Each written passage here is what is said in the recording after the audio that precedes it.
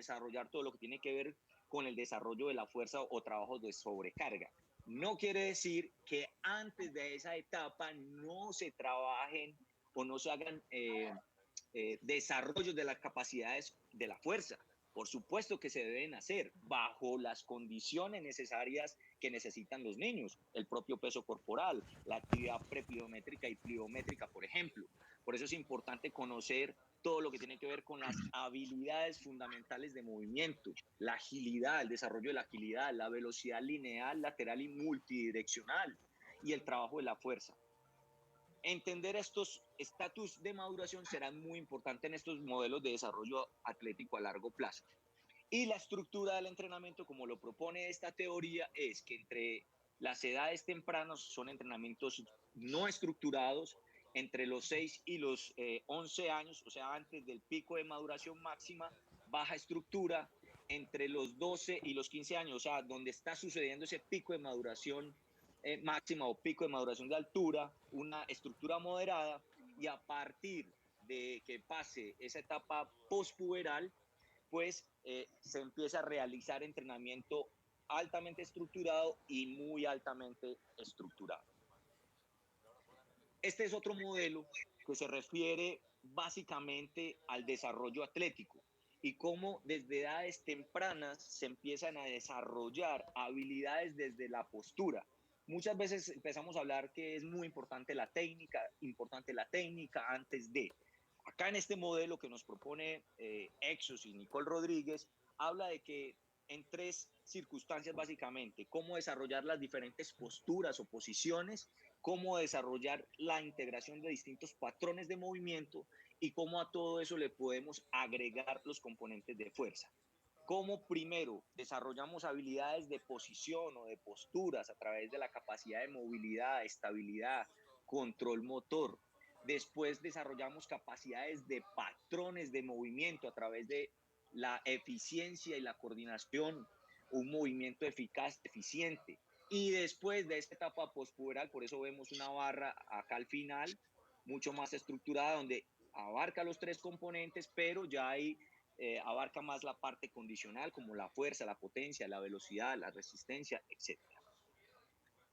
Este es un modelo canadiense que me parece también muy interesante conocer y que lo podemos someter al debate, donde ellos básicamente dividen el aspecto de desarrollo a largo plazo en 6 componentes. El primero, entre los 6 y los 9 años, una etapa fundamental, desarrollo general de la habilidad condicional y las habilidades fundamentales de movimiento. Acá es importante porque ellos no le dan relevancia a la competencia entre los 6 y los 9 años. Y esto es para reflexionar, porque yo veo tremendas competencias en esos niños. No quiere decir que no sea importante. Algunos dirán, la competencia construye el carácter, y seguramente ahora los mister van a hablar de este tema. Pero bajo esta estructura de este modelo, ellos no le dan mucha relevancia a la competencia. Después, entre los 9 y los 12 años, ellos lo llaman aprendiendo a entrenar. Siguen buscando el desarrollo de las habilidades fundamentales de movimiento, incluyen algunas habilidades de resistencia, una edad sensible, como lo dije, para el desarrollo de la capacidad coordinativa, todo lo que tiene que ver con el desarrollo motor. Acá el tema de la competencia ya es 70-30, 70 entrenamiento, 30 competencia. Entre los 12 y los 16 años ya se habla de entrenando para entrenar, eh, fomentar las distintas capacidades para tolerar las cargas de entrenamiento, pasando ese pico, sobre todo en la etapa postpuberal, generar conciencia sobre el entrenamiento. Ya hay una moderada estructura de entrenamiento y acá ya se habla de 60-40, 60 entrenamiento, 40 de competencia. Entre los 16 y los 23 años, obviamente esto en Colombia definitivamente y en Sudamérica poco aplica porque la edad de debut de nuestros jugadores sucede más o menos entre los 17 y 18 años, que más adelante lo podemos hablar. Definitivamente es una etapa para el desarrollo de las habilidades competitivas, el rendimiento específico, todo lo que tiene que ver con las tareas, obviamente mucho más técnico-tácticas, y acá sí hay claramente un desarrollo más avanzado del tema de la competencia. Y los últimos dos estadios son entrenando para ganar, todo lo que tiene que ver con la maximización de la preparación física y preparar al deportista para el retiro. que en muchos modelos no se habla de cómo preparar al atleta para el retiro. Lo que les quería profundizar, el tema de la adaptación de los formatos, que me parece importante. Esto es un concepto que ya hablaba y se los mencioné ahora, Horswain. Definitivamente hay que adaptar los formatos a los niños y no los niños a los formatos de fútbol profesional, no tratar a los niños como unos mini adultos. Es muy importante darle las mejores posibilidades para el niño. ¿Por qué? Porque desde el punto de vista físico, fisiológico, cognitivo, le vamos a dar más posibilidades. El desarrollo de la memoria procedimental va a suceder en la medida que le demos más posibilidades de contacto, más posibilidades de toma de decisiones para que aumente ese aprendizaje a través de la memoria procedimental. Esto es una reflexión que me pareció muy interesante y que lo ha desarrollado el grupo de instructores de la Conmebol, donde yo quiero que ustedes se imaginen un partido de fútbol 11, estoy hablando para las personas que son adultas, un fútbol de 11 versus 11 de 3 horas de duración, en un campo de 300 metros de largo por 100 metros de ancho, con arcos de 4 metros, con un balón 3 veces más grande del que se juega normalmente y 3 veces más pesado. Así mismo es como se siente un niño cuando lo ponemos a jugar bajo las estructuras y los formatos del fútbol profesional. Por eso va a ser muy importante que profundicemos sobre cuándo es el momento para hacer la inserción del fútbol 11. Yo no podía desperdiciar la oportunidad de mencionar a Horswain, que fue una persona que abanderada por todo el mundo hablando de este tema hace más de 15 años y que pareciera que todavía estamos cometiendo los mismos errores. Todavía no nos hemos puesto de acuerdo en ese tipo de formatos, en esa progresión metodológica adecuada para que haya un proceso de aprendizaje adecuado para los niños. Entonces no podemos mantener un afán de simular la competencia de fútbol profesional con nuestros niños. Acá hay un torneo muy famoso, muy relevante, con niños menores de 13 años jugando fútbol 11. Y esto será para evaluar y para el debate. Voy a mostrar algunos formatos que recolectó el grupo de instructores en las diferentes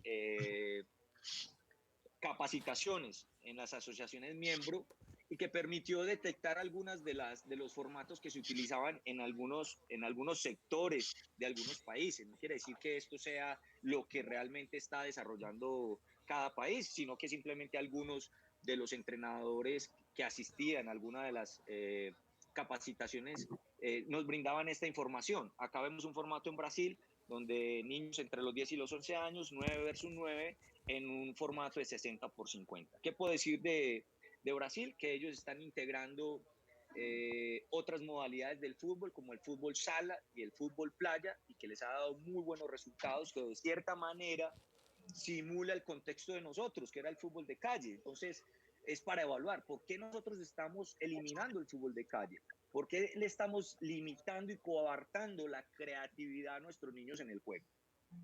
Carlos, Señor.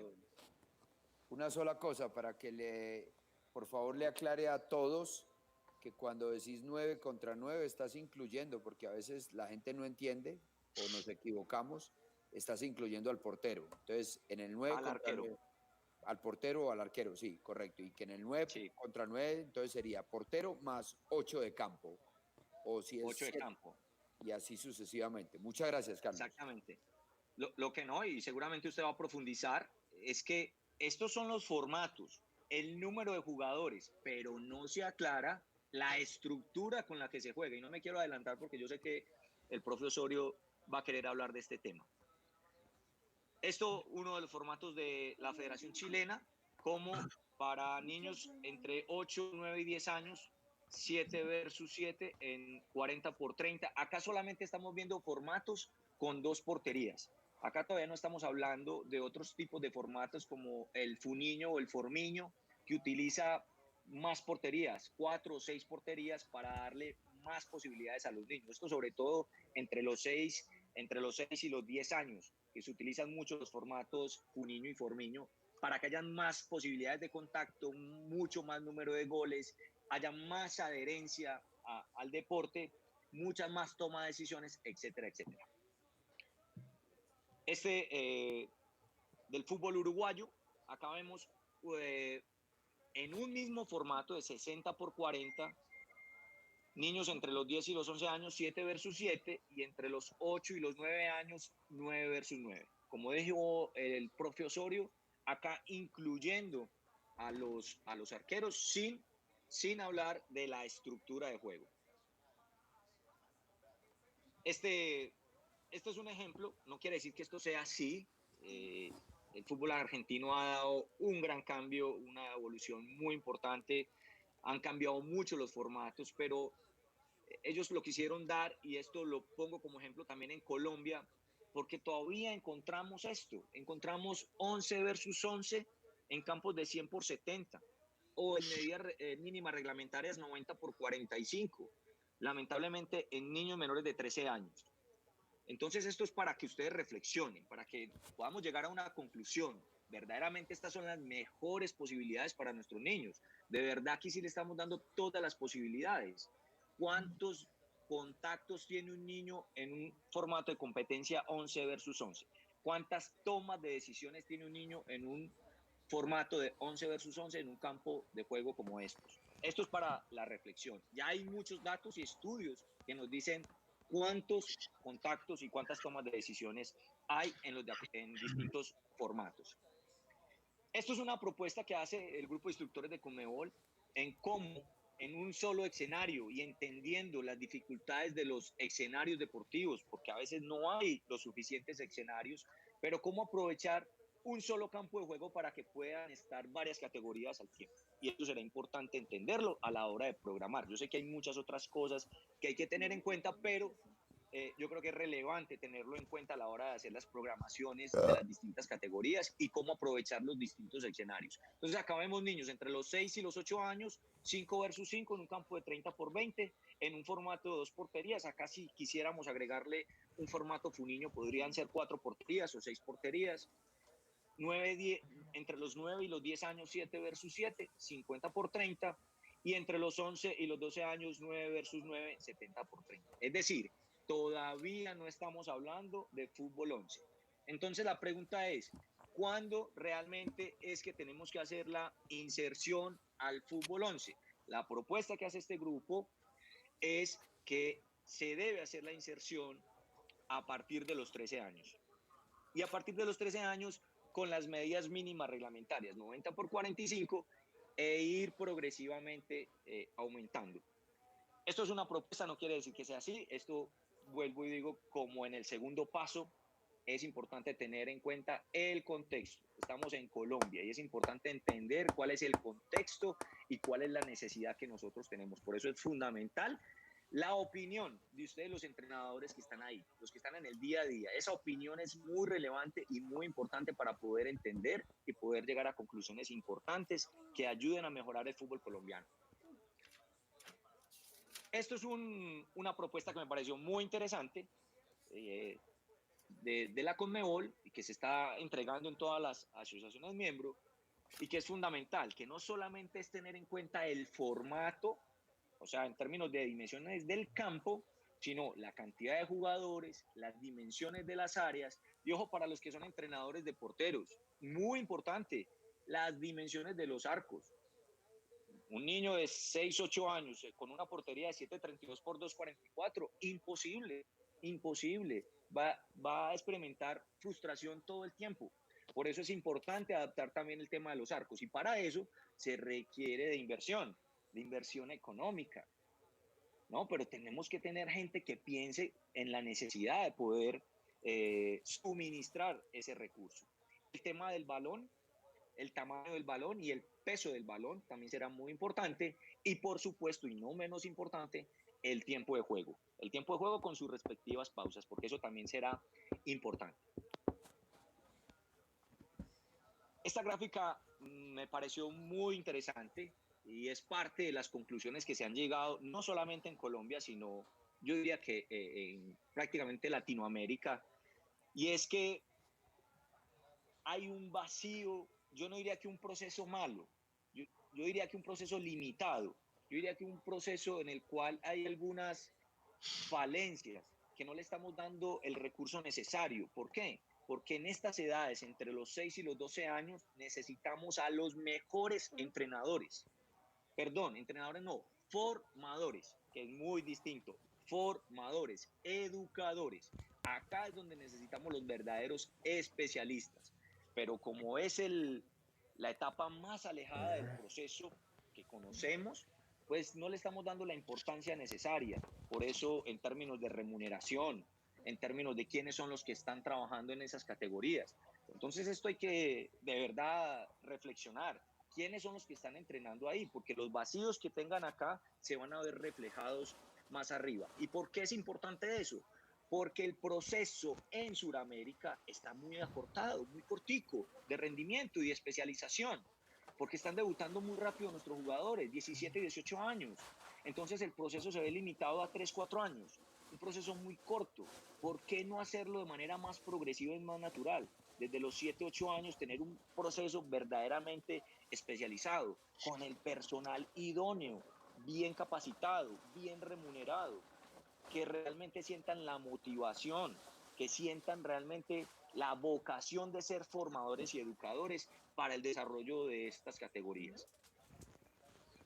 Bueno, mister, hasta acá el tema del fútbol formativo. Acá nos pudiéramos quedar todo el día, pero sin duda yo creo que espero haber generado algunas reflexiones y que a partir de acá podamos tener algunas conclusiones importantes para mejorar el fútbol colombiano y el fútbol suramericano. Bueno, Tavares, por favor me devolves a la última infografía.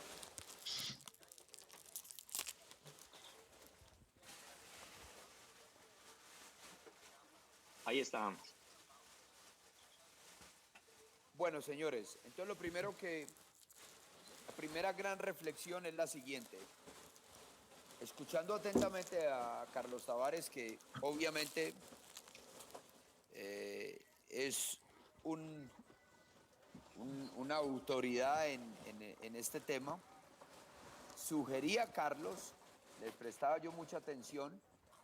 Bueno, primero dio un dato, que en Sudamérica los muchachos están debutando entre 17 y 18 años, mientras que en Europa debutan entre 21 y 22.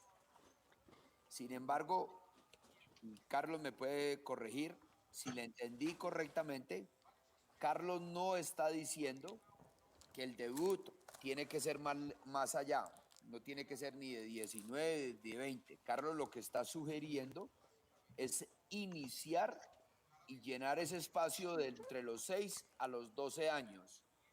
Y creo que le entendí que iniciar 2 o 3 años atrás, o sea, desde los 7, más o menos 12, 11, 10, 9, 8 años, desde los 8 años a los 12, eh, eh, mejorar y, y plantearnos cosas diferentes. Eso va directamente relacionado con la propuesta que yo he sugerido, y es entender cuál es primero, a qué edad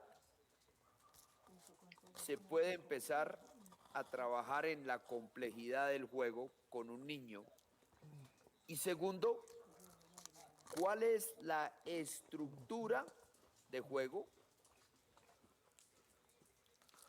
donde se manifiesten la mayor cantidad posible de los comportamientos del juego. Repito, ¿cuál es la estructura con menos efectivos donde se manifiesten la mayor cantidad de comportamientos del juego? Entonces, por ejemplo, y eso lo vamos a discutir ahora, a un estratega ofensivo, como creo yo que somos nosotros, que nos gusta jugar con 3 delanteros, entonces, ¿a qué edad empezamos a jugar con 3 delanteros?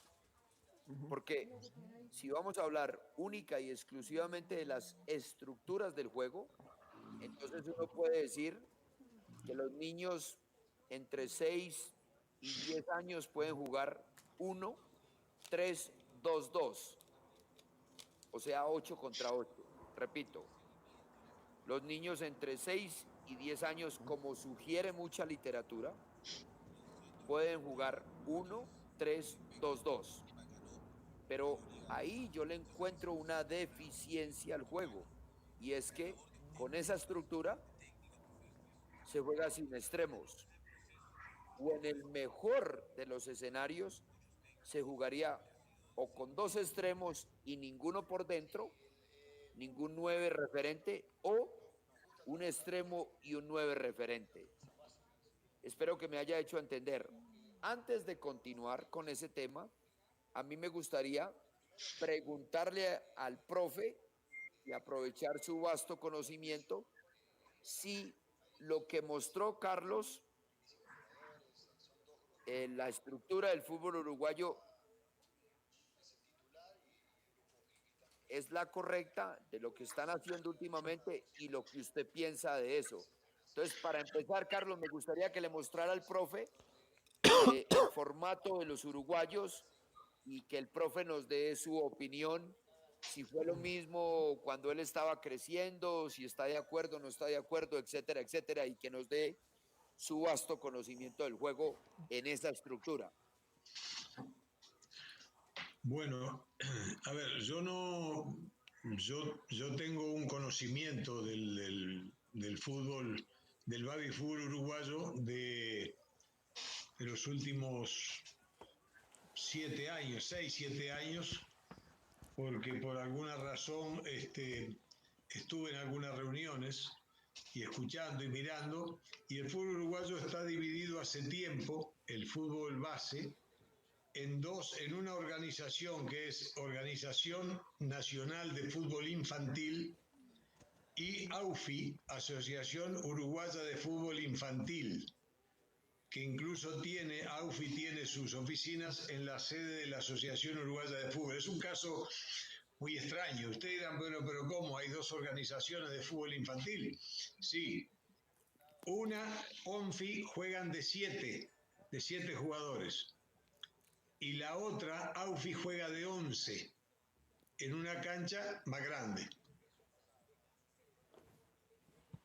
Ahora, uno busca una explicación a eso y ahí empieza el debate en Uruguay de que los niños a determinada edad, que antes no se jugaba en esa cancha, juegan en una cancha más grande. Y entonces se encuentran enfrentadas permanentemente esas dos organizaciones. Profe, Sí. una preguntita. Cuando usted dice 7 contra 7, ¿incluye al portero? 7 contra 7 y el portero. O sea, 8 contra 8. Sí. Muchas gracias. ¿Y juegan en estructura o juegan libre? No, juegan en estructura. Lo que pasa es que dependiendo los equipos, se ven a veces esas estructuras bien definidas y otras veces se ve los chicos corriendo detrás de una pelota. Dependiendo las tareas, el trabajo, ha mejorado mucho el tema con los entrenadores, se los ha preparado, hay una exigencia grande. Si no tienen su carnet de entrenador, si no han hecho sus cursos, en ese sentido se ha avanzado y se ha mejorado, porque antes el entrenador era el papá de uno de los niños del barrio. Exactamente, eso cuando yo jugaba era así, era una cosa espectacular. Y ahí y lo otro que tiene el fútbol infantil uruguayo, y creo que va en la manera de ser y en una historia que es muy pesada, una carga muy pesada para todos, que hay que ganar. No, nadie, si uno ve los padres en el baby fútbol uruguayo alrededor de la cancha, los líos y los problemas, uno dice hasta querer pegarle al árbitro, uno dice esto no puede ser, esto no existe en ningún lado sino ahí en el Uruguay. Bueno, es una guerra y los niños ya desde chicos, desde pequeños están con esa presión. Hay equipos que se distinguen mucho en Uruguay en su idea de juego, en su filosofía. Desde hace muchos años, si uno mira Danubio, por ejemplo, en Danubio allí van todos los niños, como dicen aquí en Barranquilla,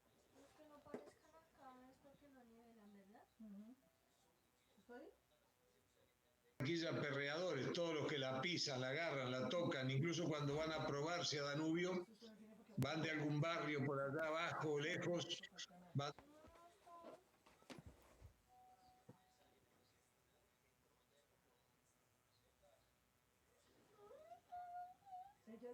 Tres o cuatro juntos de esos que están en la calle todo el día y se juntan allá y juegan. Y fíjese el detalle, cómo será la cosa en Danubio, que cuando llega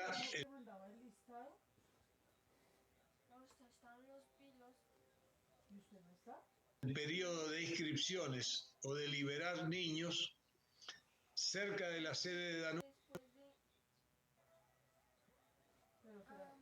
hay directivos de otros clubes que están esperando a tomarlo.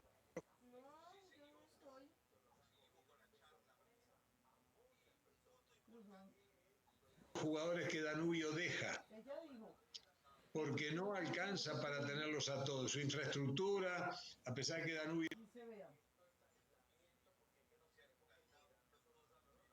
en ese sentido tiene buenos campos de entrenamiento, tiene sus lugares para lo que es el medio uruguayo.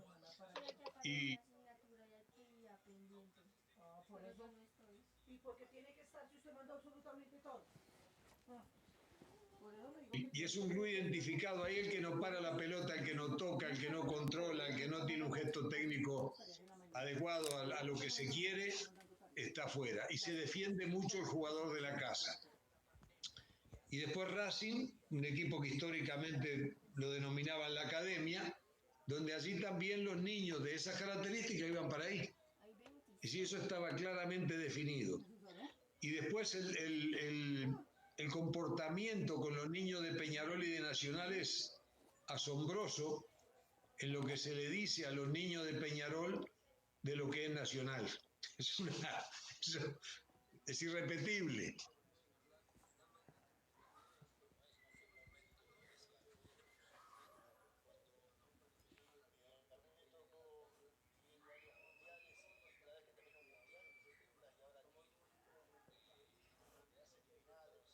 Se puede perder con cualquiera, menos con esos hijos del otro lado. Es una cosa que uno dice, pero ¿cómo puede ser que somos 4 gatos locos y bueno, se convive ahí de esa manera y los niños se crían ahí en eso, en ese ambiente, y qué digo, el fútbol uruguayo, cuando yo digo que el fútbol colombiano es pobre, yo escucho no, que es pobre, que no sé qué, y yo digo, si vieran lo que es el fútbol uruguayo, entonces nadie hablaría acá de pobreza. Yo alguna vez creo que no sé si conté ahí que en el curso de entrenador de Uruguay el profesor de técnica y táctica un día hizo una evaluación, quería hacer cómo estábamos, cómo íbamos y dijo, tengo 18 jugadores de 17 años, tengo 4 balones, una soga, no me olvido nunca, y 4 estacas, 4 pinchos. Tenía 4 balones. Entonces hacer el ejercicio de finalización, remates y eso. Y yo que venía de dirigir al Medellín 4 años, estaba empezando, pero había estado en el Cali, Copa Libertadores, yo digo, bueno, yo lo que hice, yo puse que yo no hacía un ejercicio de finalización con 4 balones porque mientras pateaban uno, el otro se iba para afuera, la otra la tiraba para... Entonces que yo hacía un juego de finalización, armaba un juego de finalización, entonces lo entregué así. Y como a los 15 días el profe me llama y me dice, era un profe de educación física. Me llama al final, se fueron todos y me dice, Julio, vení, ¿por qué pusiste esto así? Dijiste que no, sí, y porque no tiene continuidad, no, yo no le veo ningún fundamento a eso, con 4 pelotas. Y me dice, ¿sabes lo que pasa? Yo la pregunta la hago porque aquí hay que entender que hay equipos de primera división que tienen 4 pelotas. Huracán Buceo, por ejemplo, y entrena en la playa, en la arena de la playa. Un equipo de primera división. Entonces los técnicos uruguayos por lo general son muy recursivos porque hay clubes donde no hay nada. Ha mejorado la cosa, pero hay unos clubes donde no hay nada. Yo me quedé helado, pedí disculpas, me fui caminando a mi casa, no podía creerlo. no podía creerlo, porque yo estaba, digo, bueno, yo estoy acostumbrado a estar en unos clubes donde hay 30 balones y ni siquiera de pronto estoy aprovechando eso. Es decir, una cosa, me pusieron de cara a una realidad. Pero el fútbol uruguayo tiene esas características, lo sostiene las familias, los padres de los niños. Ir a una cancha de fútbol de Uruguay un domingo es espectacular porque hay un local, por lo general, como una tienda.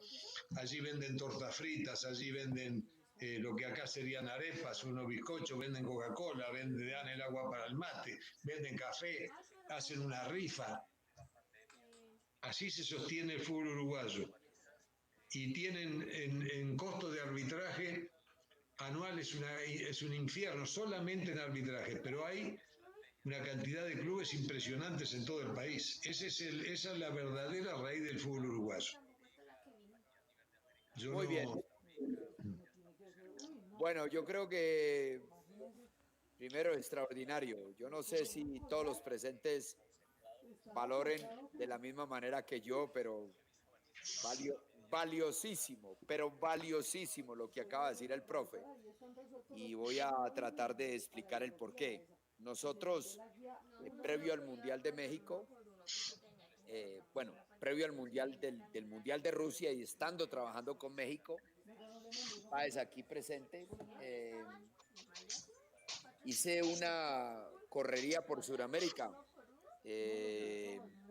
con recursos míos de mi bolsillito y hago a manera de charla, pero fue verdad, y con el permiso de la doña, de la mujer, nos fuimos a recorrer Sudamérica y a indagar, averiguar, aprender de por qué los uruguayos son tan competitivos. Porque indiscutiblemente que en Sudamérica, competitivos, Uruguay, considerando el tamaño de su país, Argentina y los paraguayos por ahí. Después ya es más de técnica y otras cosas. Entonces, tuvimos la gran fortuna de estar con el maestro Tavares en las instalaciones de la Federación Uruguaya de Fútbol y guardo como un tesoro las fotos. Creo que se llama, no recuerdo en este momento, la mano derecha del profe Tavares y me pidió el favor, me dijo, profe, yo lo dejo tomar fotos, pero esto usted no lo puede publicar. Pero estando allá, sí, y estando allá y viendo la mesa de billar y la mesa de ping-pong y todo, me di cuenta el por qué son tan competitivos como son. Y a manera, le cuento a todos los presentes, Uruguay fue la única selección en el Mundial donde habían 2 por habitación. Esto es un detalle extraordinario a tener en cuenta. Porque los demás, y el caso concreto de nosotros, y Páez está presente, los mexicanos dijeron no, queremos 1 en cada habitación. Obviamente cuando usted está solo en su habitación, entonces usted se puede acostar a la hora que quiere, puede estar en las redes sociales, en el teléfono, hasta la hora que le dé la gana. Cuando ya son 2 por habitación es diferente y hay un diálogo y hay un contacto social, de lo cual nos están privando en este momento la pandemia. Entonces no es un detalle minúsculo, es un detalle importantísimo lo que dice el profe. Y me deja reflexión, y se lo agradezco a don Julio, para imagínese, y por eso le hice la pregunta, sí, lo que Tavares muy bien ilustrado y muy bien referenciado nos había mostrado. Pero mire entonces que existe una disidencia y una parte que creen en otra manera de educar a los niños y entendiendo, porque lo entiendo perfectamente, que hay cosas negativas de esa competencia llevada al extremo y nos la corroboraba Diego Melito en febrero que estuvimos en Argentina jugando contra Huracán, que él tiene un hijo que es de Independiente y el otro hijo es de Racing. y juegan clásico entre ellos. Madre mía, tendrá que mudarse 15 días antes de que ir, o alguien se tiene que ir. Y tienen 5 años. No. Eso no ocurre en nuestro país. Ahí tenemos una deficiencia, porque los torneos nuestros, y ya hablo yo como chip chombiano, nací aquí, crecí aquí, soy de aquí, a nosotros no nos ponen a competir de esa manera. Solamente competimos en esa manera en el fútbol callejero, porque ahí no hay reglas de nada y ahí se juega lo que resulte. Pero ya voy a llegar allá. Entonces, como reflexión para todos, porque todavía no le tenemos la respuesta, estamos investigando y averiguando a qué edad un niño puede ser sometido a la alta complejidad que tiene el juego. Y 2, como ya lo dije anteriormente, ¿cuál es la estructura con la menor cantidad de efectivos donde se manifiesten la mayor cantidad de comportamientos del juego? Como para dar un ejemplo, nosotros nos identificamos mucho con portero 3-2-3. O sea, 9 contra 9.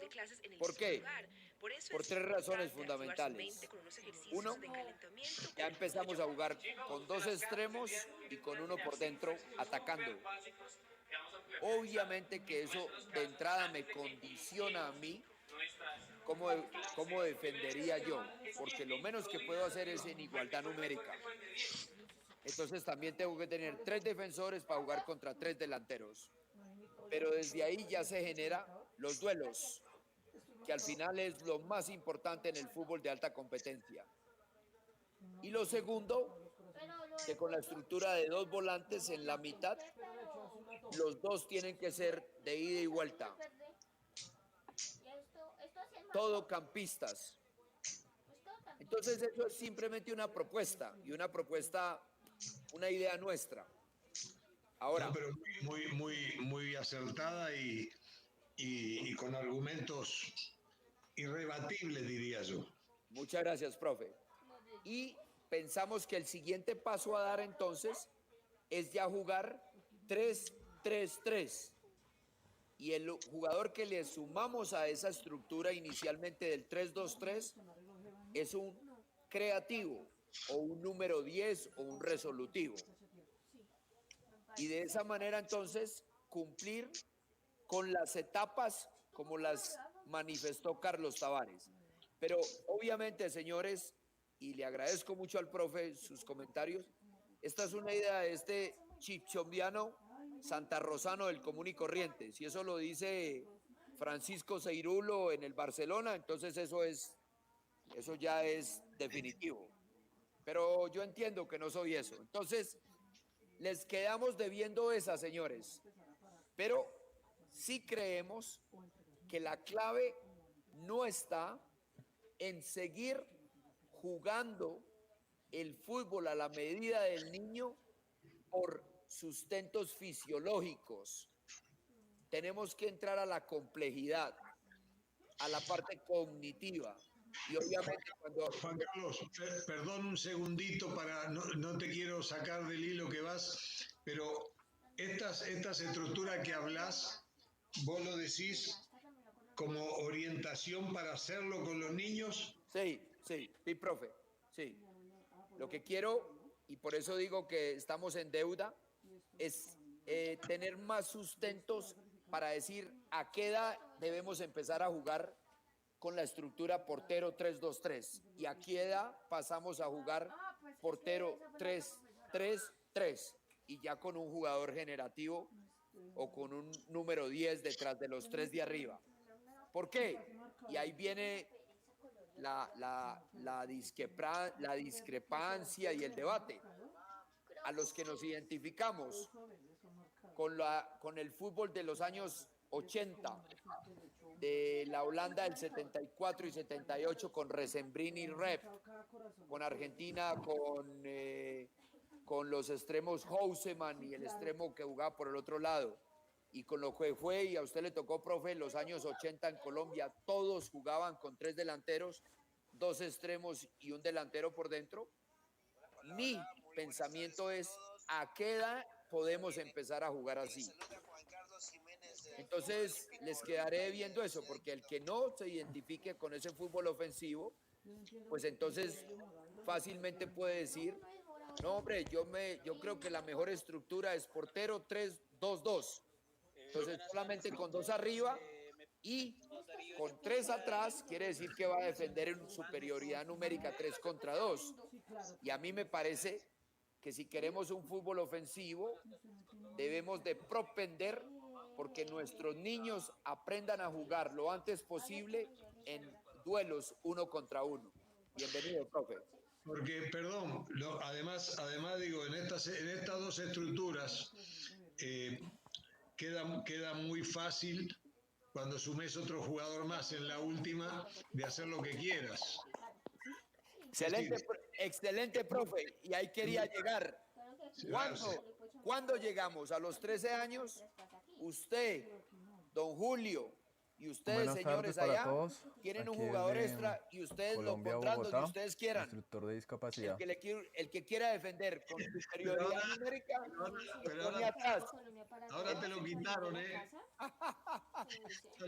Aquí les presento una... Ya no lo quitaron. Muy buen aporte.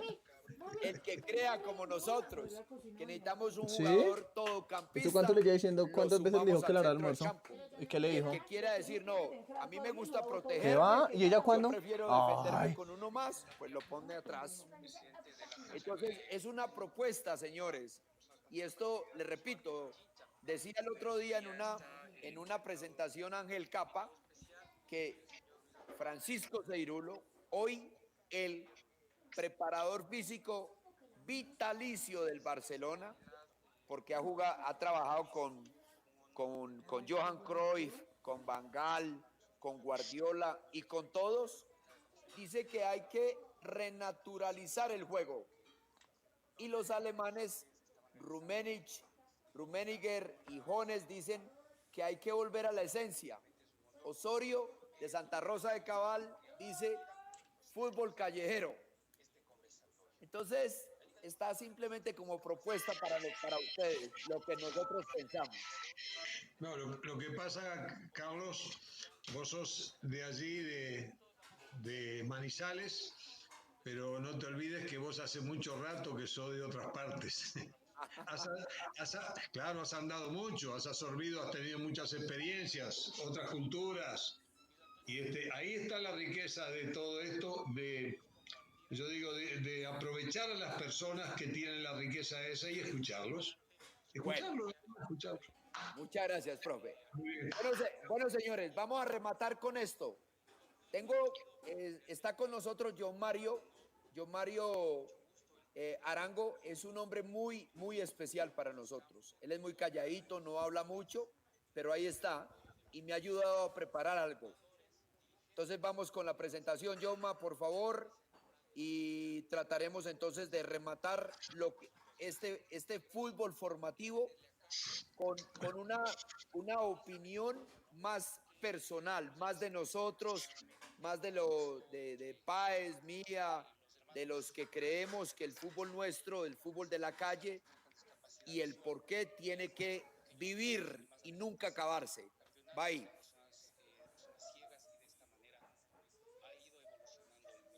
Yo, Mario, entonces.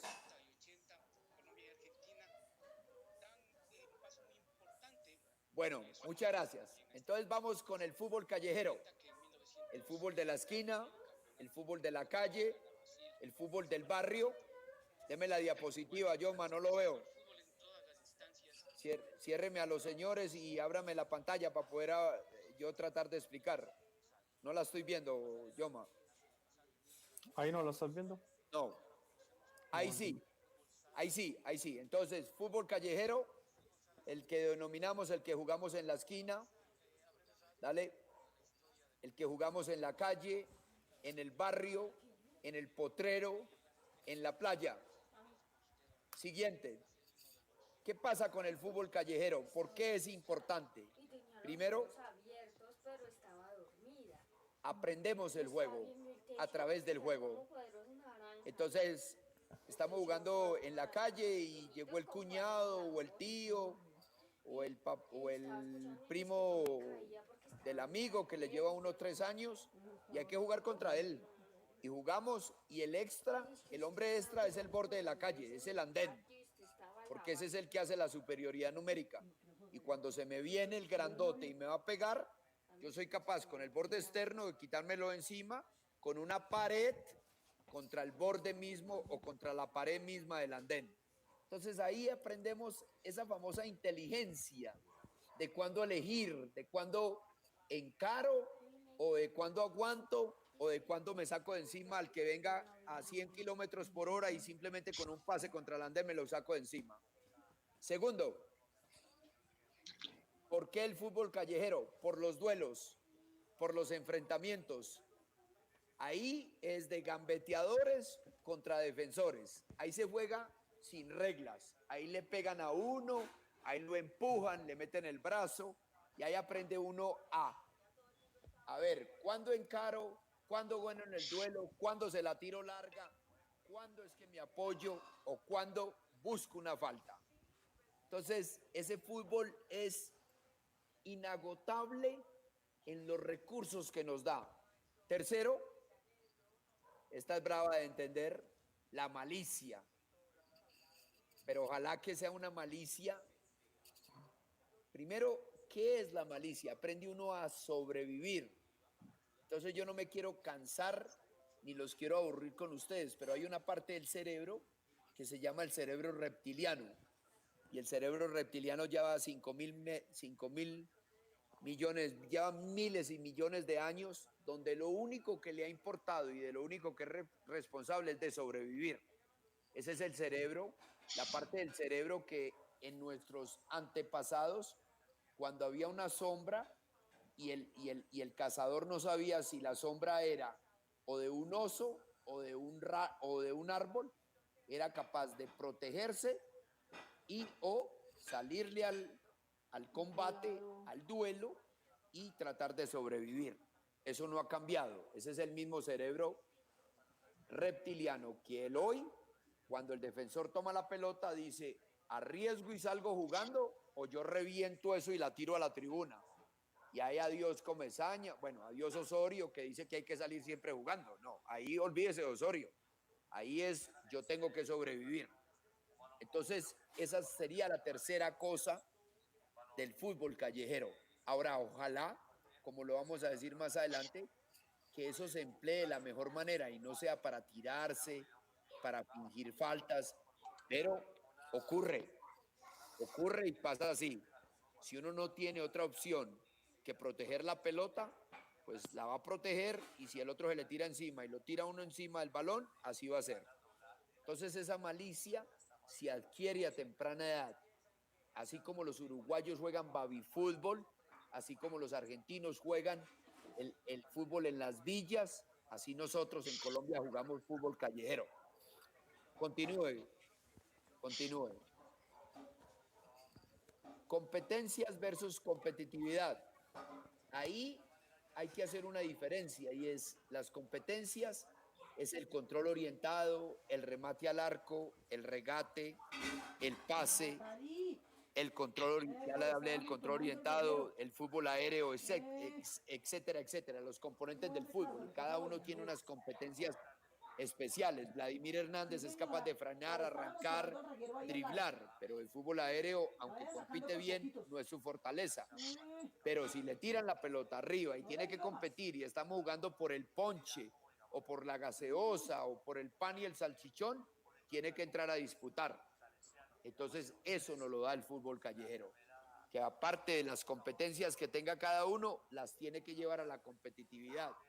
Y ante la ausencia de un torneo organizado en Colombia, el fútbol callejero es el que nos da esa primera oportunidad de competir y competir sin reglas, porque ahí no hay reglas de nada, ahí no hay árbitro y ahí hay que sobrevivir y aprendemos a sobrevivir a través del juego. Siguiente, Yoma. ¿Qué se requiere para el fútbol callejero? 3 cosas fundamentales. Tírela. Pasión. Uno a los 6, a los 7, a los 8, a los 9, a los 10 años, ni se imagina que va a ser jugador profesional de fútbol. Y si lo dice sin conciencia. Pero uno juega por pasión, por lo que significa el juego, porque no hay nada más agradable que gambetearse a otro, porque no hay nada más agradable que hacerle un túnel a otro, porque no hay nada más agradable que ganarle un taco al otro, que quitarle la pelota. No hay nada mejor que ser mejor que el siguiente. Entonces la pasión y, suéltela, el orgullo de ser mejor que el otro. Por eso nos iniciamos todos en el planeta Tierra. Ninguno se inicia a los 6 años pensando, yo me voy a iniciar en el fútbol porque esto es lo que me va a salvar de la vida. Esto es lo que me va a dar millones. Uno a esa edad no piensa en eso. Ni a los 6, ni a los 7, ni a los 8, ni a los 9, ni a los 10. De pronto por allá a los 17, por allá a los 15. Pero antes, todos en África, en Uruguay, o si no, pregúntele al profe, en Colombia, en donde sea, jugamos por la pasión y el orgullo de ser mejor que el otro. Y por último, las ganas de ganar. Ahí lo más importante no es ganar. Uno a veces se va para la casa perdiendo y sin embargo uno se va feliz porque le hizo un túnel lindo. Se la tiró por entre las piernas al más rudo del equipo contrario y le aguanté la pelota y me lo saqué.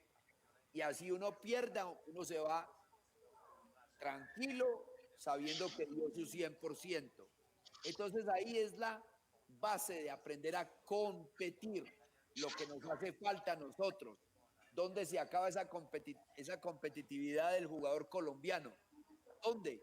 Cuando llegan a los 15 años, cuando llegan a los 17 años y ya no hay un torneo de alto nivel, ya no hay un torneo que valga la pena donde uno viaje 8 horas como anteriormente existía, selección Risaralda jugando en Chocó y había que tirarse 2 horas en avioneta y uno lo único que se iba haciendo era rezando porque la avioneta no se fuera a caer, porque si se caía en plena selva y hasta ahí llegábamos. Entonces esa competencia la perdemos entre los 10 y los 15 años, por ahí eso se disipa, ya no hay torneos de alto nivel y menos a los 17 años, ya llegaré ahí. Cuando uno juega con pasión, con orgullo y con ganas, tire la Yoma, se viene el famoso desafío. Y por eso es que uno compite, por desafiar al rival, al de la casa del otro lado, al de la otra cuadra, al del otro barrio. Yo soy mejor que usted o usted es mejor que yo. Por eso jugamos todos y por eso nos iniciamos todos. Siguiente. Al final, hacemos respetar la familia. Yo soy Comesaña, yo soy Páez, yo soy Tavares, yo soy Osorio, hijo de tal, y yo soy mejor jugador de fútbol que usted. Entonces defendemos y hacemos respetar la familia, la cuadra, la manada, el combo. Por eso jugamos. Ahí no se juega por plata, ahí no se juega porque yo voy a tener una casa de 450 metros. Ahí no, ahí solamente se juega por ser mejor que el rival, por demostrar que usted es mejor con la pelota que él, ya sean duelos ofensivos y defensivos. Siguiente, para rematar, los voy a llevar a esto, al famoso tercer hombre, que es un concepto que ha cobrado un interés casi que inexplicable, porque eso en la edad nuestra, eso no existía. Y para unos todavía es un secreto. Pero bueno, hablemos de ese famoso tercer hombre y a dónde yo quiero llegar con eso. Entonces, el famoso tercer hombre, y ahí en la gráfica aparece Xavi Hernández, tal vez uno de los mejores centrocampistas vinculadores, juguetones, jugones, como dirían en España. Más o menos 1,70 de estatura, si no menos. Capitán, como se ve ahí, con la franja en el lado izquierdo, campeón con Barcelona, de todo en la época del 2010 con Guardiola. ¿Y qué dice Xavi del tercer hombre? Dice que el tercer hombre es imposible de defender. Entonces todos ustedes allá me estarán diciendo a mí, ¿qué es eso del tercer hombre? ¿Eso de dónde apareció? Osorio está hablando de matemáticas, de trigonometría, de qué es lo que está hablando. Entonces vamos con los principios para que se genere el tercer hombre. Suéltemela, Yoma. Lo primero, los jugadores tienen que estar situados a diferentes alturas. Uy, hijo de madre, ¿eso qué es? Este señor de qué está hablando de diferentes alturas y cómo conseguir eso. Ya llegaremos. Para facilitar el encuentro de espacios y dificultar la defensa del rival. Rarísimo esos conceptos, raro, eso es de otro nivel. Segundo, formación triangular. Cuando se forman triangulaciones, los pases se hacen en diagonal y eso tiene una importancia vital en el juego, y es que en el pase en diagonal la pelota se aleja del que la quiere interceptar. Repito, cuando se juegan pases diagonales la pelota se aleja del que la quiere interceptar. Pero bueno, no los queremos enredar con todo eso, lo que queremos es llevarlos para comparar lo que estamos hablando con esta idea contemporánea de jugar. Entonces dice así, formación triangular. Mister Osorio.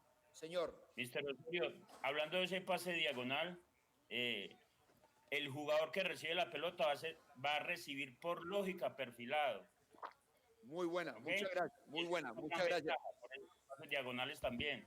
Muchas gracias, Páez. Es decir, lo va a recibir con ventaja. Continúo.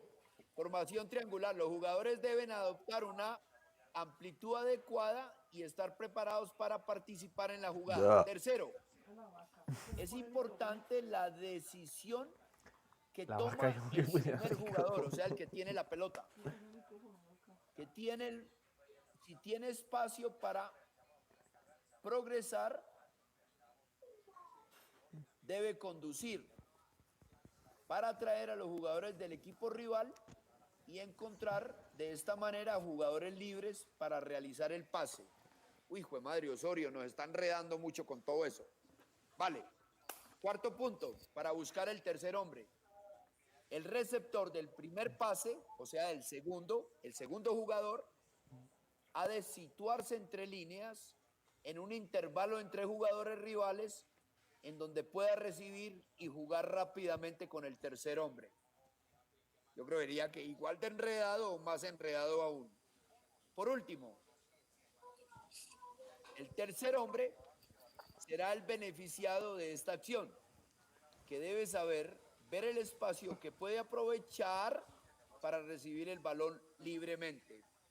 Excelente, Jonna, solamente que me pusiste un reto para yo leer esa letra tan diminutiva, pero bueno, se lo agradezco. Vamos con un ejemplo. Ahí les va el ejemplo. Este es el Barcelona del 93-94. Devuélvamela, por favor. Este es Koeman, central. Johan Cruyff, en este momento, decidió por primera vez en la historia del fútbol de jugar con rombo 3. Y los tres centrales era Koeman aquí, a la derecha del Ferrer y a la izquierda Goicoechea. Suéltelo de a poquitico. Este primer pase de Koeman es para Guardiola mediocentro. Ese es Guardiola, el que va a recibir la pelota ahí. Frente de Guardiola hay dos interiores, Vaquero 1 y Nadal el segundo. Suéltela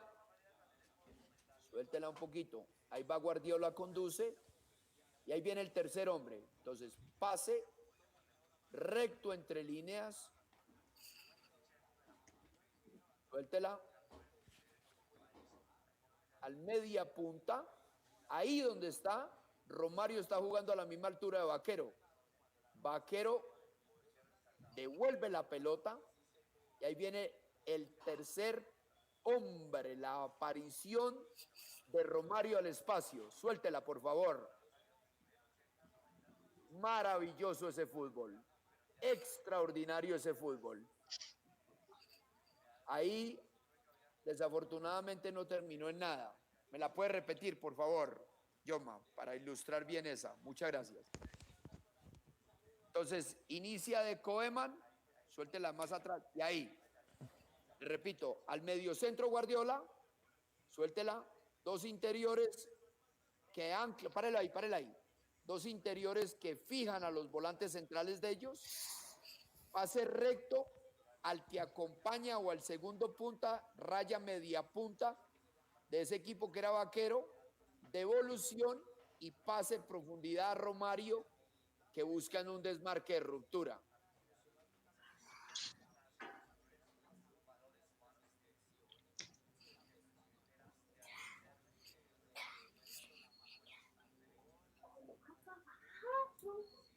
Pues bueno, señores, para rematar, y como estamos tratando, párelo ahí, Yoma, de sustentar con ustedes que el fútbol callejero tiene que ser la esencia de nuestro juego y el por qué.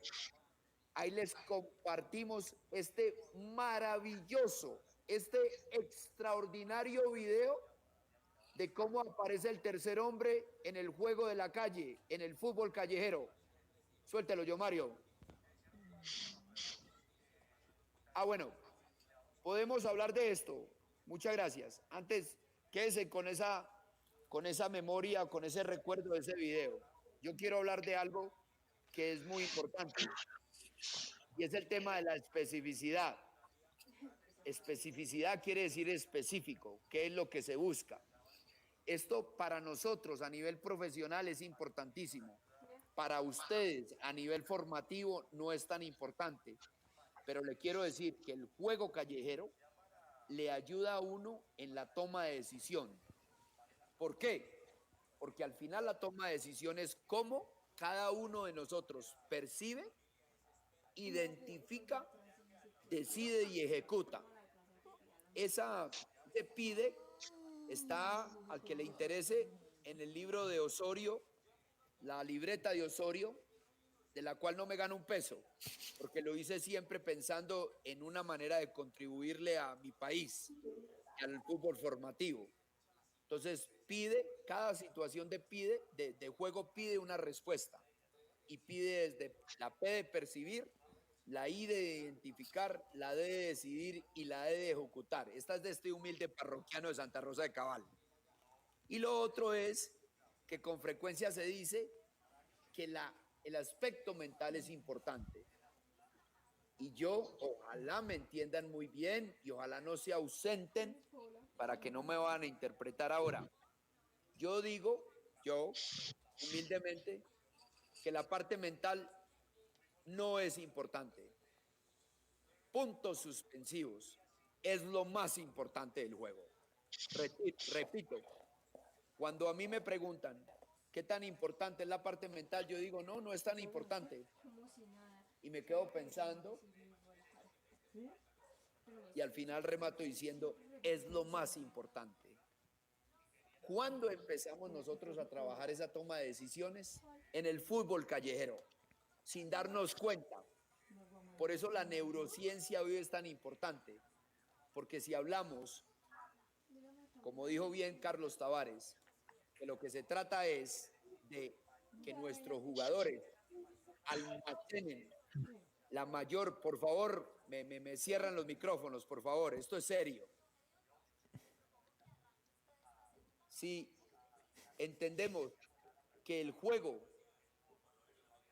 desde el inicio, el juego desde la calle, sin reglas, sin árbitro, es un deporte de interacción en espacio compartido, donde hay oposición y colaboración. Desde ese preciso momento estamos aprendiendo a tomar decisiones. Y si estamos jugando por el ponche, por la gaseosa, el pan y el salchichón, o por lo que sea que estemos jugando, ya estamos tomando decisiones bajo presión. Por eso el fútbol callejero lo defiendo a muerte y seguiré diciendo que es la base del juego nuestro. Pero nos tenemos que organizar. ¿Por qué? Ahí les va el por qué. Tírela, Juanma, Yoma. Es el fútbol callejero.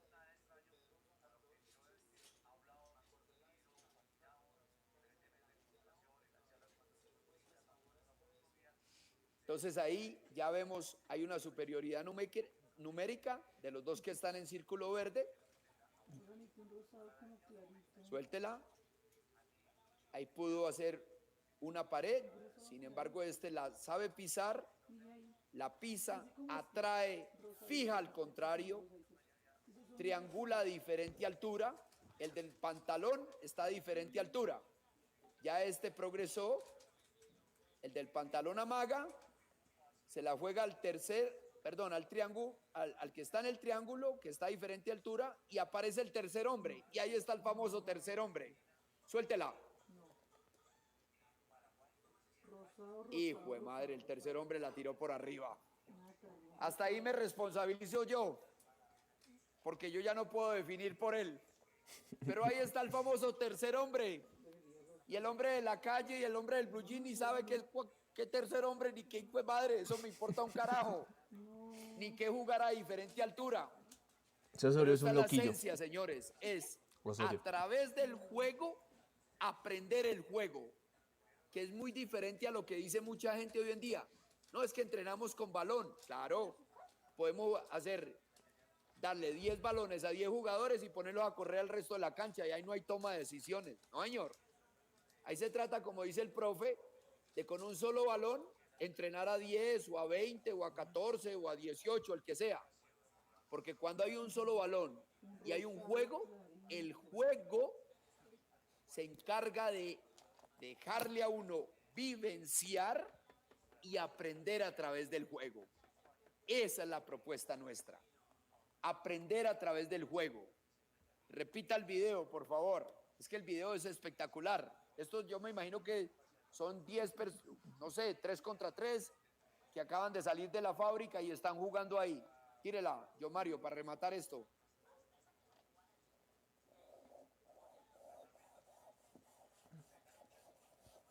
¿Se puede o no, Yoma? ¿O termino? Abra el micrófono, Jonma. O que le abran el micrófono, por favor. Mire esto, jugando en la calle, vea, en la calle, vea. Fútbol callejero. Entonces la devuelve. Aquí pudo jugar en pared, decidió que no. Le repito, se siente en calidad ahí le metió el hombro, la jala, se la tira a diferente altura al de los pantalones, el del pantalón amaga ya, se apoya y el descenso de ese número 9 viene para que el tercer hombre tire y tiene posibilidad de gol. Entonces, para rematar, señores, el fútbol nuestro depende de ustedes, de los que están encargados del fútbol formativo. Sugerencia, traten de, entre los 6 y los 10 años, como lo dice Taba, ahí como todavía no hay suficiente literatura, el que quiera arriesgarse a los 10 años de jugar como propusimos nosotros, portero 3-2-3, y a los 12 jugar portero 3-3-3, y ya a partir de los 14 jugar 10 contra 10 o 11 contra 11, bienvenido sea. Pero por favor, a nuestros niños de entre 6 y 10 años, déjenlos que disfruten el juego. Y si hay uno que tenga la capacidad de sacárselos a todos, que se los saque a todos y que haga 10 goles. Porque hoy en día yo quisiera que en Nacional tuviéramos uno, que se sacara 3, o a 2, o a 1. Y entonces queremos formar jugadores. Dicen muchos, el ADN del jugador del fútbol colombiano, dribladores, encaradores. Y uno se va a ver una práctica de fútbol y lo único que hacen es jugar un famoso rondo 4 contra 2. ¿Por qué? No, es que en Alemania, perdón, en España entrenan así. Allá entrenan así, señores. En Holanda entrenan así, también. En Alemania entrenan así, también. Nosotros tenemos que entrenar con dos cosas en la cabeza. Uno, a jugar y a ser cómodos con la pelota. Todos, los defensores, los centrocampistas, los delanteros. Y a hacer goles. Y a defender con pasión y con orgullo. Y defender la pelota, no el espacio. Muchas gracias.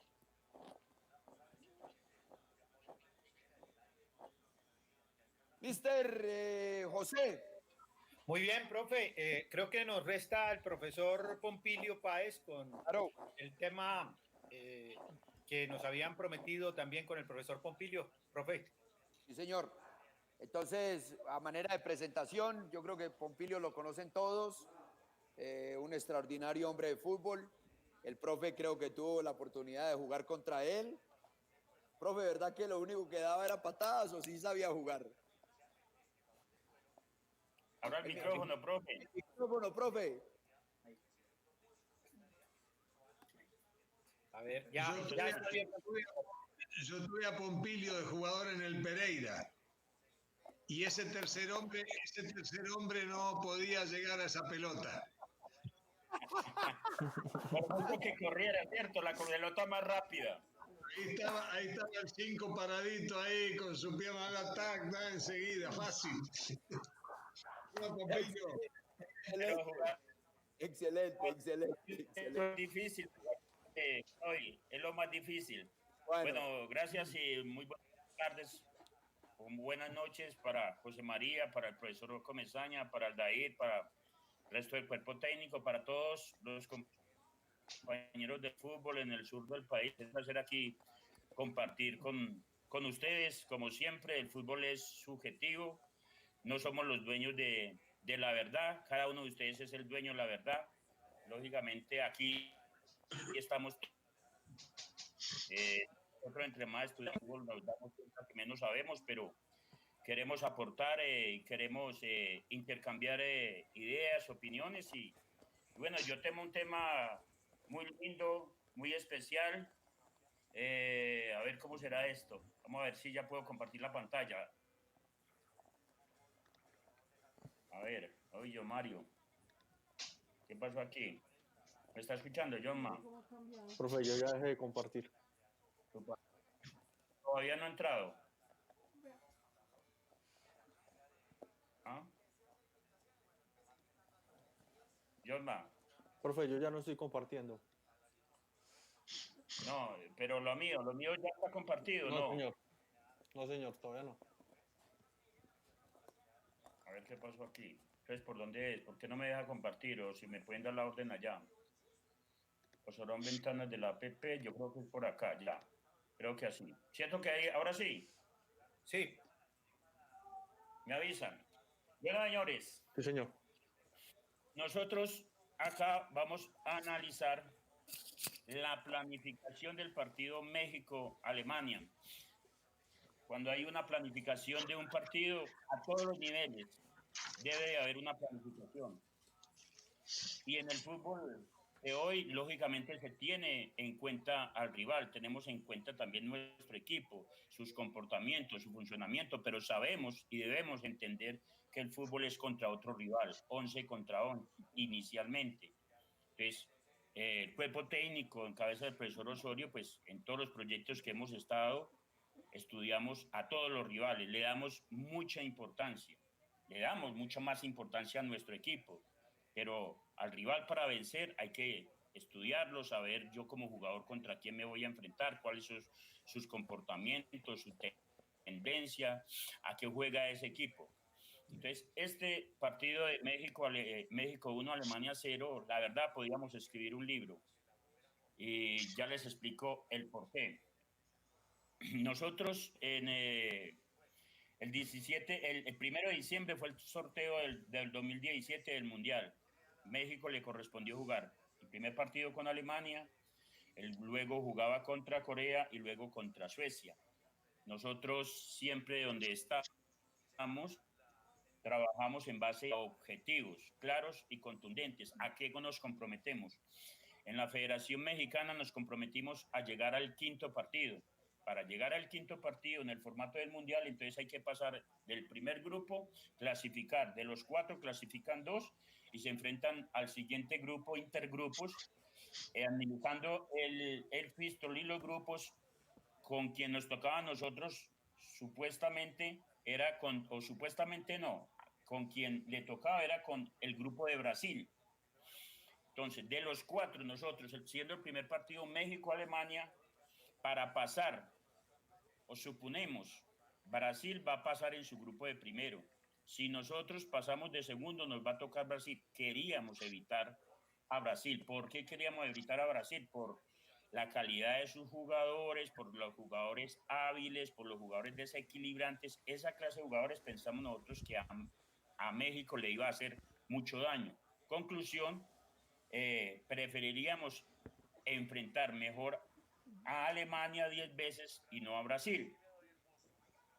Entonces eso nos lleva a pensar que el primer partido México-Alemania, nosotros para pasar de primero en nuestro grupo y evitar a Brasil, deberíamos ganarle a Alemania. Inmediatamente al otro día, diciembre 2, el profesor Osorio llamó a su cuerpo técnico y ya comenzó a diseñar su plan de estudiar lógicamente a su rival, a Alemania. Lo fuimos a ver, el profesor Sierra y mi persona, en vivo y en directo, algunos partidos, de los partidos Sí. a mí fui a Se ver para antes. en Pero en esto Düsseldorf, me paro también Alemania atrás. versus España en 1-1. El profesor Pero es que Sierra así, también joven. lo vio y vimos también los Entonces si otros no dice rivales, que es tanto a Gamina, Corea ¿qué no como a dice? Suecia. Sí, me le va a parar al lado. Alemania había jugado en la Copa Confederaciones en junio Uy, sí. 17, pero Solapa, llevó que es. un grupo más joven, menos experimentado. Por eso se decía que Alemania fue campeón y a México lo enfrentó y le ganó, pero Alemania jugó en ese partido y en ese torneo de confederaciones que fue campeón a transiciones de defensa a ataque, el famoso contraataque y jugó prácticamente 5-4-1, 5-4-1 o 1-5-3-2 y fue campeón. Timo Werner fue el goleador. No sabía todavía que me tocaba con Alemania. Entonces, continuamos.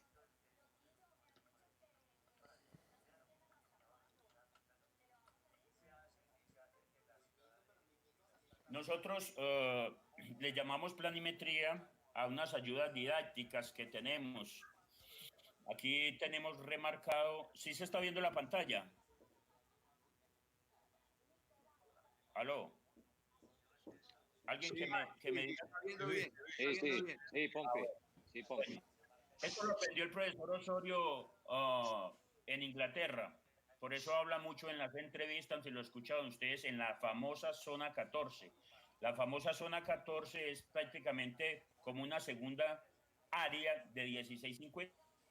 No mide eso realmente, pero es si uno sitúa a un jugador llegando o estando, encuentra libre y ese jugador normalmente es el que nosotros llamamos el famoso número 10, que llama mucha gente, nosotros lo llamamos un resolutivo, un jugador con la pelota ahí que tenga desequilibrio, que tenga buena media distancia, tiene muchas probabilidades de hacer un gol. O si tiene 3 jugadores arriba o 2, va a tener muchas posibilidades de hacerle daño al rival y tener penetración en un pase filtrado. Entonces, eso es una división que aprendió el profesor Osorio en Inglaterra y que normalmente utilizamos y nosotros lo llamamos así, la famosa zona 14. El campo también lo dividimos y por eso siempre hablamos de tercio defensivo, tercio medio y tercio ofensivo, o sea, en 3 zonas. Anteriormente, de pronto decía la gente, o lo llama también, zona 1, zona 2, zona 3, o zona defensiva, zona de creación y zona de definición. Continuamos. Aquí hay estas divisiones, es para dividir los carriles o pasillos que llaman en España. Ahí está montado el equipo en 1-4-3-3 y para el juego posicional y para como ayudas didácticas son muy importante para que los jugadores en ese juego posicional mantengan sus posiciones.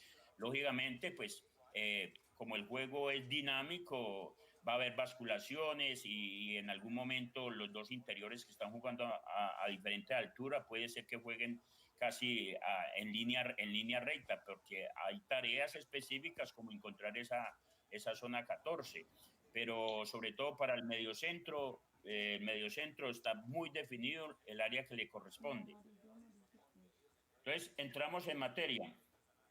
El plan para ganarle a Alemania. Así lo llamamos, un plan para ganar a Alemania, y nos apoyamos con el estudio del rival, que lo hace muchos lo llaman el departamento de análisis de video, nosotros lo llamamos gestión del desempeño, de análisis del rival y gestión del desempeño de nuestro equipo. Afortunadamente ahora contamos con todas esas ayudas. Ustedes preguntarán, pero nosotros en divisiones menores no tenemos todos esos recursos, ahora que utilizan un dron, pero ahora cualquier celular puede grabar determinadas acciones.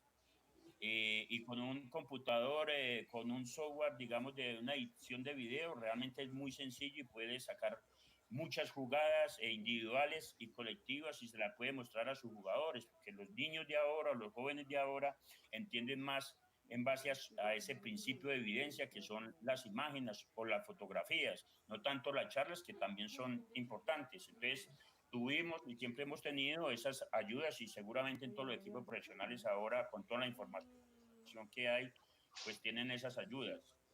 Entramos en la materia cómo planificamos este partido. Ya dijimos que el departamento, el cuerpo técnico, pues hizo un seguimiento de Alemania para estudiar los comportamientos. Esos comportamientos que fueron estudiados en vivo y en base a videos y lo que hacían los jugadores en cada uno de esos clubes, sacamos los 4 mayores comportamientos que nos llamaron mucho la atención. Y los otros, lógicamente, en la charla técnica o en las charlas que hacíamos del rival, del conocimiento de los jugadores, pues las características que cada uno tiene. Dentro de eso, la primera, el descenso de Kroos. Kroos es un jugador muy técnico, que es capaz de jugar, vincular el juego con los cortos, con los próximos, con los medianos y con los más alejados. Observamos que ellos tenían en el inicio y salida, Kroos iba prácticamente descendida, por eso el descenso de que ellos normalmente jugaban o juegan a 1-4-3-3, como jugaron en el Mundial. Entonces Kroos, de ser un medio centro, pasaba a ser un central básicamente por izquierda en la salida. Y un jugador que había que referenciar. Él descendía y hacían entre ellos, entre tres, Boateng y Hummel, hacían 2 o 3 pases. Eso le permitía la subida de los laterales y posicionarlos en el tercio medio a tercio ofensivo. Entonces, Kroos, todas las jugadas, y analizábamos los goles, era muy influyente en ese sentido, porque es muy bueno con la pelota por lo claro que es. Entonces, ya comenzamos con las tareas. Hay que marcar a Kroos. Y en ese sentido, escogimos un jugador como Carlos Vela, que tenía esa responsabilidad cuando ellos tuvieran la pelota de referenciar a Kroos y perfilarlo, ojalá para la pierna izquierda, la pierna menos hábil. Otro comportamiento claro de ellos es la subida de los laterales. Kimmich, jugador muy dinámico, de ida y vuelta, básicamente más para atacar que era para defender. Y el otro jugador que habíamos analizado era Héctor, lateral izquierdo. No jugó ese primer partido, ahorita le explico por qué, pero ese comportamiento ellos lo tenían, la subida de los laterales. ¿El por qué? Porque tenían que ver también con los extremos que jugaban hacia adentro, ya lo explico. Tercer comportamiento, desmarques de ruptura de Timo Werner. En ese momento, Timo Werner, bueno, y ahora es muy buen jugador, juega en el Leipzig. Número 9, su comportamiento, su característica principal son los desmarques de ruptura. Es un jugador rápido, los marcaba muy bien. y teniendo jugadores tan buenos como Kroos, como Khedira y como Özil, que son muy claros en ese sentido, teníamos que tenerlo muy en cuenta para referenciarlo y sobre todo los dos centrales o como fuéramos a jugar, hubiera una cobertura, eso de marca de altura. El cuarto comportamiento, marcar a los extremos hacia adentro. O sea, los extremos, ¿quiénes eran?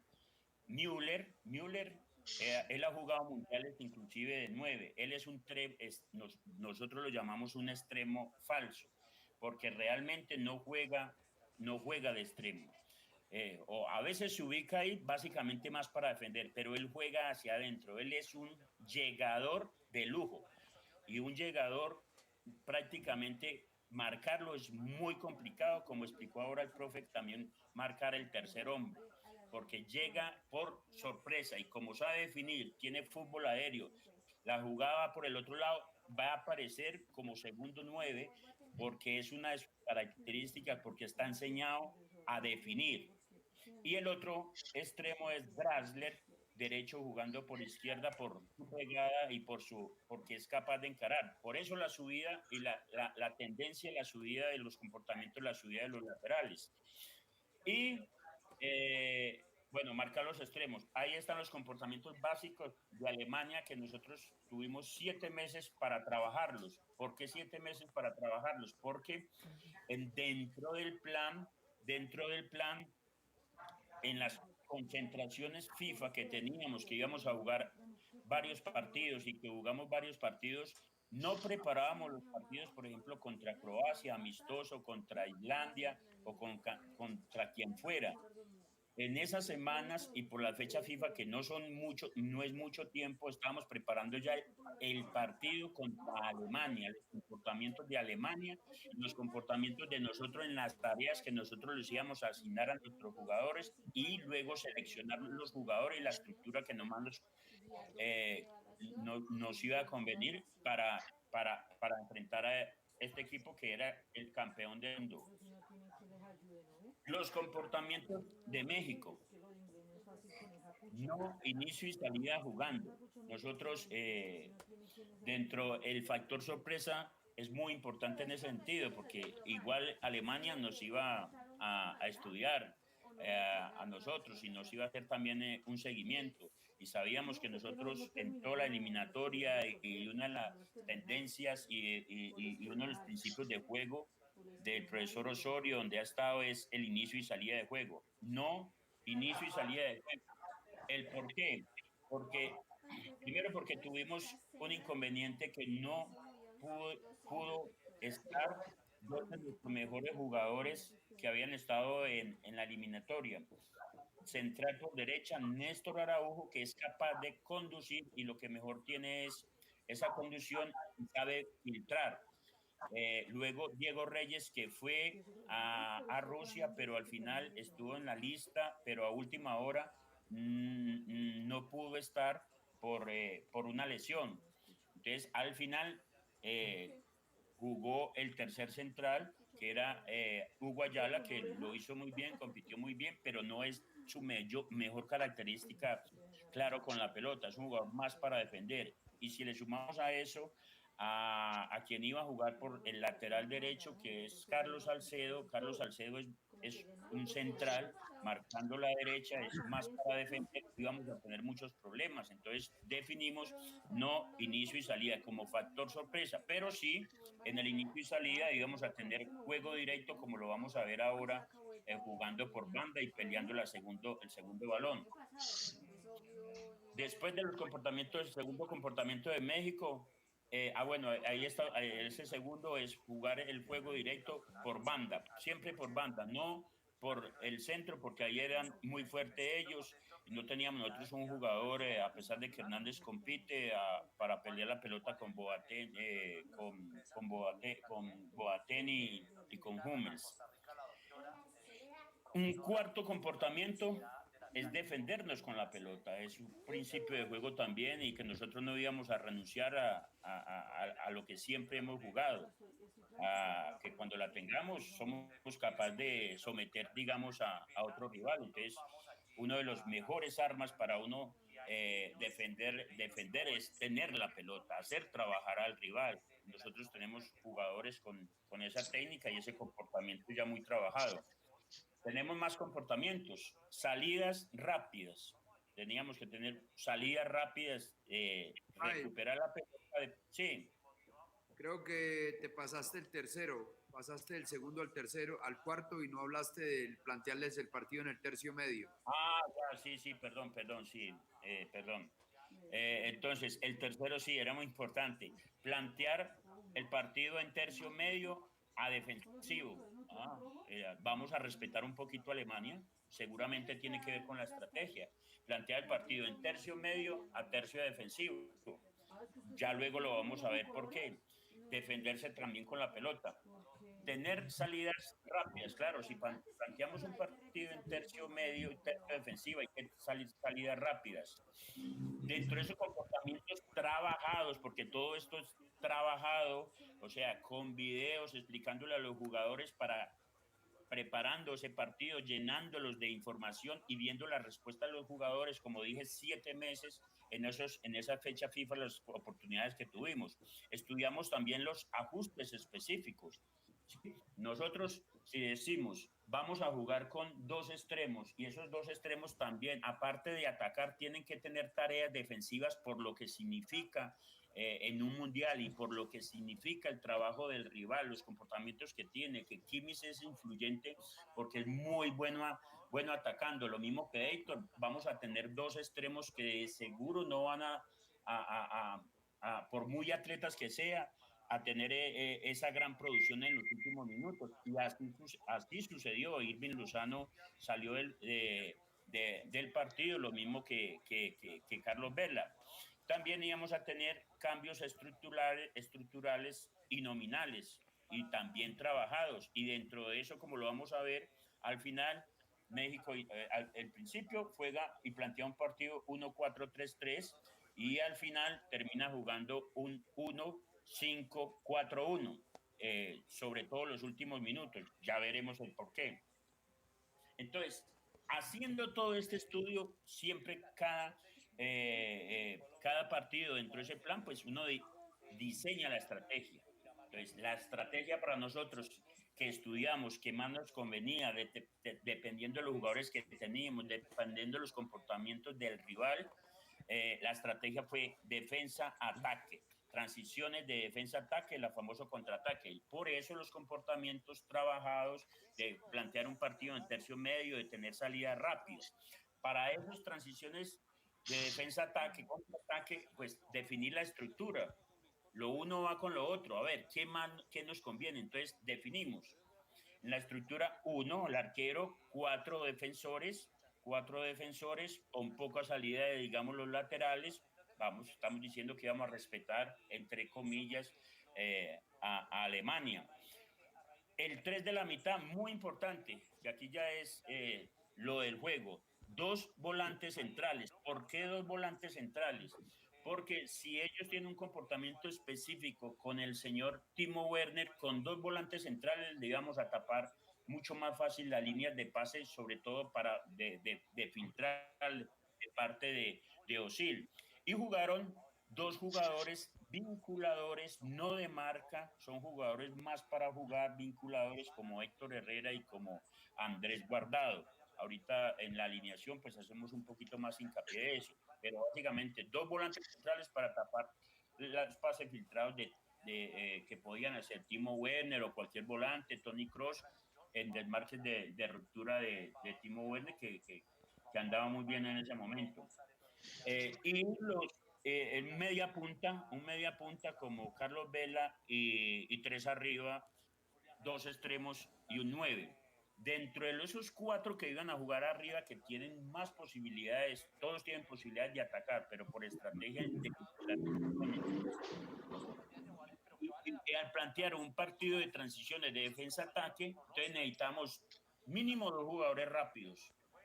Uno, Irving Lozano, y nos decidimos por otro jugador rápido que no es extremo puro, como Miguel Layún, que ha jugado más de lateral izquierdo, lateral derecho, es un jugador, digamos, mixto, que le gusta salir al ataque.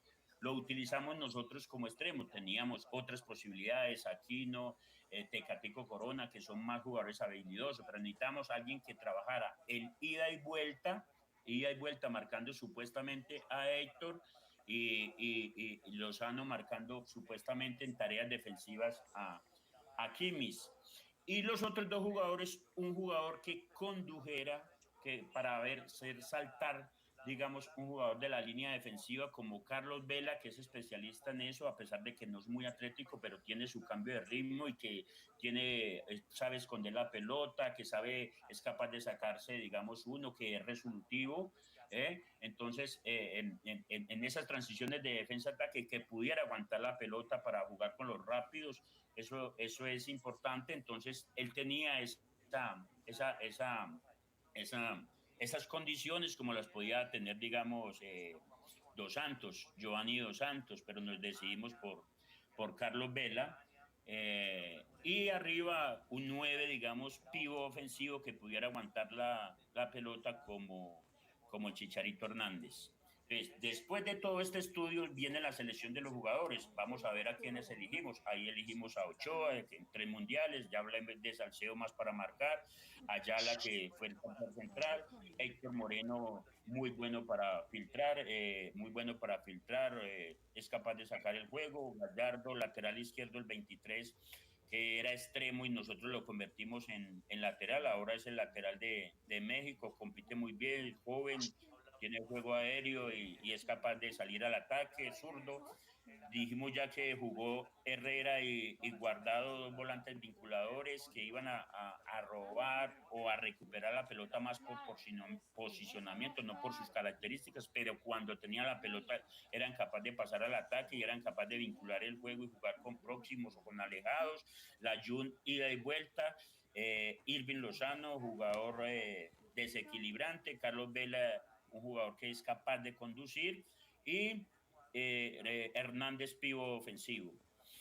Alemania, al final, su alineación, nosotros dentro de todo este proceso y todo este estudio, acertamos, de los 11 jugadores, acertamos en 9.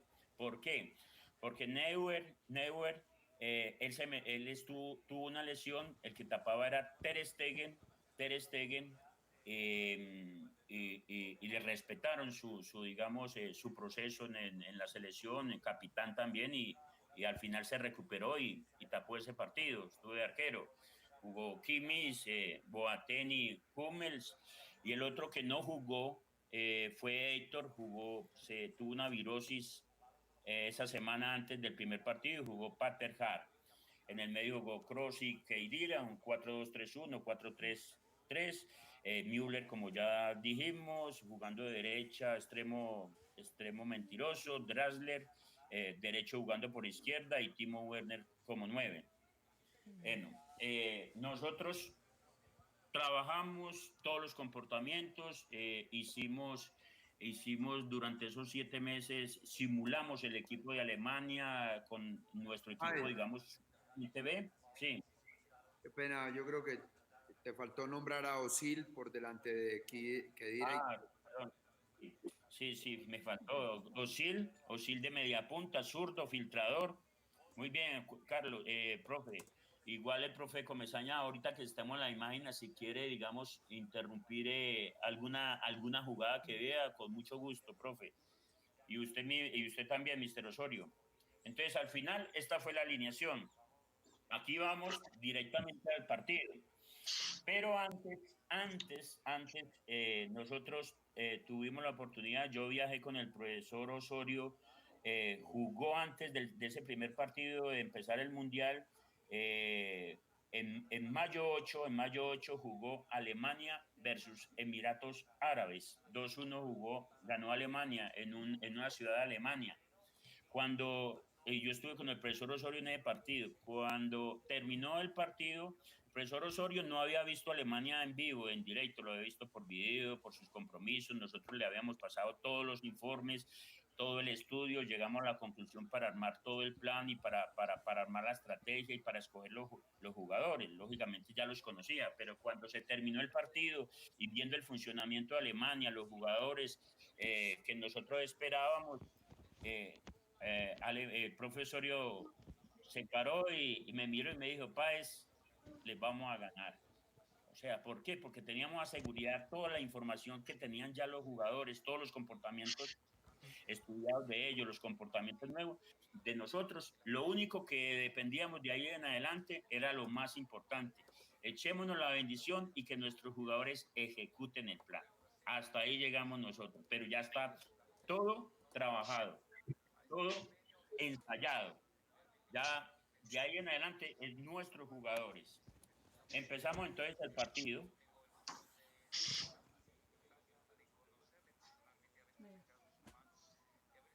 Primer minuto de juego. Vamos a ver qué sucede. México con la pelota.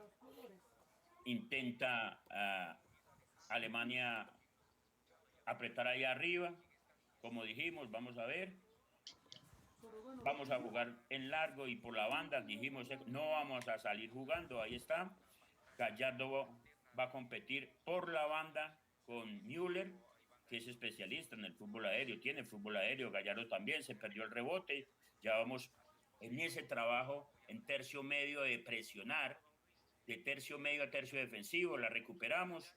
No pudo Gallardo apoyarse atrás. Allá hay una triangulación la tenemos. Buena Javier sirviendo de pivo.